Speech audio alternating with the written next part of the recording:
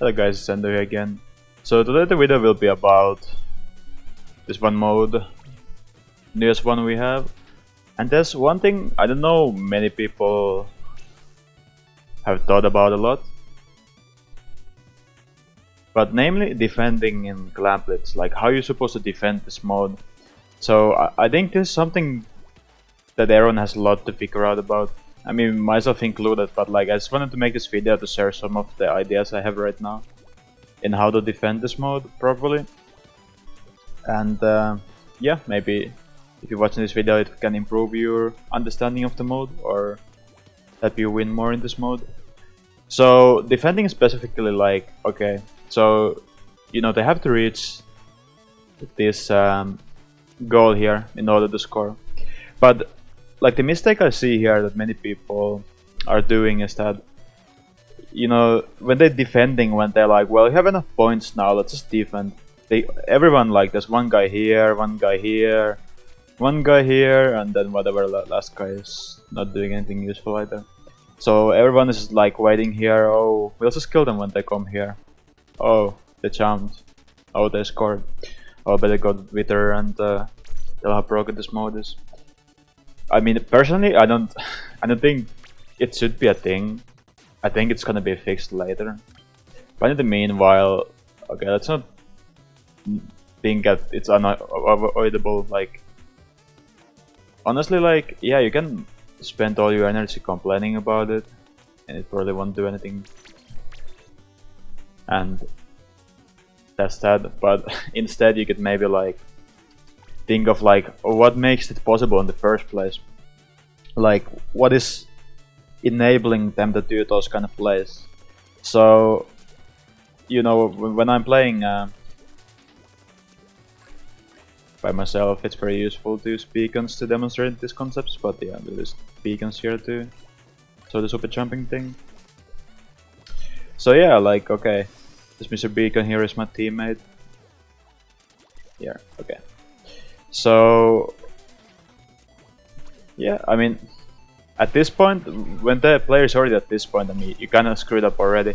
Like, especially online, I don't think it's possible to reliably punish that. Some people say there's like some bombs that are perfectly placed or whatever would work, but I don't know. I wouldn't trust on that. Instead, just think about it, like, you see the counter, the clam counter, you see that at every time. So if you see them getting like 10 clams, okay, that's not so bad. Like, even if I make that play, it's only like, you know, 20 points at most, right? It's not game deciding. But if you let them get 20 points, even 30 points, then that's just your own fault. Like, you shouldn't be letting that happen. And like, what I talk about the defending, like, yeah, when you defend Rainmaker or Tower Control, it's completely different. You can stay more back in those modes because you're like, okay, well, we pushed to 10 points. Well, we can just take this high ground and never leave this place. Because we know the tower's gonna pass through here and it's gonna stop and it's gonna be super slow. Like, there's really no need for us to go all the way over here, for example, since we lose the height advantage. So that's why defending, like, if you watch the video I made about Tower Control, defending in Tower Control is more like you take advantage of high ground. But if you do the same in this mode, then yeah, what's gonna happen is that there's gonna be a baller, you can't do anything about it in time. Everyone's gonna jump here and they're gonna get like a lot of points like that. So when you think about defending Clam Blitz, the main concept is that you have to be more around the map. Like, you can't just stay in your spawn waiting them to do something. You have to be pushing forward, you have to be reclaiming map control that you lose. You can't just stay in your own base. So yeah, I think stuff like sprinklers are really good, just getting the map control back super fast. Because in the end, like, if you have the map control, there's no way they can get enough clams to make any kind of plays. Even if they reach the basket, if they have the clams, then that's just, you know, not gonna do them much if they don't have the clams. Like, a jump play is only dangerous if they have like 2 footballs and clams or something. But if you're actively pushing forward, then that's just gonna not allow them to make those kind of like plays. Another little trick that I do sometimes is that, okay, if you have a lot of points already, the penalty is so high that it doesn't make sense for us to push anymore, then what I try to still do in regards to collecting clams and try to at least clean up the clams that are near our basket. What this means, like, I literally might just, you know, take a football and just throw it away, like, I don't even need it necessarily. But, like, leaving these clams here is bad idea. Because think about it, that this is the place where they will get... If you leave 4 clams on this position here, that's 4 clams extra that they get in. So instead you should be working towards cleaning this, and it depends on you if you want to take just 3, leaving 1 so they don't respawn, or if you want to take them all. Like, it depends on the situation. That's still like one useful trick to know, that if you pick 3 of them, then the clams won't respawn. I believe that was some research done on Ink Academy. Maybe if we go there you can find it, but personally, like, especially if the match is about to end and we're just more like defending, I don't go to spawn and do nothing. I still try to, you know, collect the clams and, you know, maybe even throw them away. And if you ask like why I throw them away, the reason for that is pretty simple in the end. Like, if I have, like, for example, think about it, if I have 9 clams and I die here defending, like, I get 1 kill, oh, good for me, but then I die. Well, they have 9 extra clams to throw, like, that's a huge amount of points all of a sudden.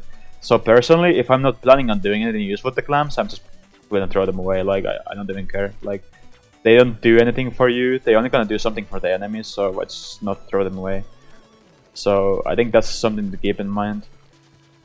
But yeah, I think the most important thing about Clam Blitz defending is just don't stay in your own spawn, don't get content in your spawn. Be active, be constantly pushing forward and trying to, you know, push, get those kills and so on. Because that's so important in this mod, and that's what separates it from TC and Rainmaker, is that you can't just stay in your own spawn, charge up that Stingray and bam, like, stop any push. Like, that's not this mode. This mode is something where you have to value more the kind of player that travels around the map and those stuff like that. But yeah, I'm still like, Clam Blitz is not, I don't claim to have super high understanding of Clam Blitz or anything, but it's like one thing that I notice many teams do. And to me it's as simple as watch the clam counter, and you know, if they have 30 clams, then maybe somewhere along the line you did not play that well. And the second thing was about the clams next to your basket, is that you should be trying to clean them up, so to speak. And the third one would be map control, which I think is even more important in Clam Blitz than tower control and Rainmaker. It's important in all modes, of course, but in Clam Blitz especially important. But I think just keeping those 3 concepts in mind, you can definitely improve your Clam Blitz gameplay. And personally, I'm gonna keep playing the mode and try to learn new things about it. I think Clam Blitz have a great potential, and I think there's gonna be some patches to it which are gonna fix some of the current points that are problems. But still, like, I'm just gonna tell you one thing: even if they fix the jumping thing, even if they make it so that, okay, you drop the clam when you, or drop the football when you jump, it's still not gonna be enough if you play in a way where you're not active and you're not actively pushing forward. Because think about it, even if they can't cheese it and like throw it in instantly, it's still like, it's not very good for you if they have like 30 clams or whatever. There's still like, on most maps there's many different positions where they can throw the football in and so on. They don't necessarily even need to do the jump play. So I'm just saying, like, even if they patch that and you don't improve your play in the meanwhile, then even after the patch, it's not gonna be very great for you. But yeah, hopefully you liked the video, and let me know what you thought, and if you have questions, leave a comment, and see you guys next time.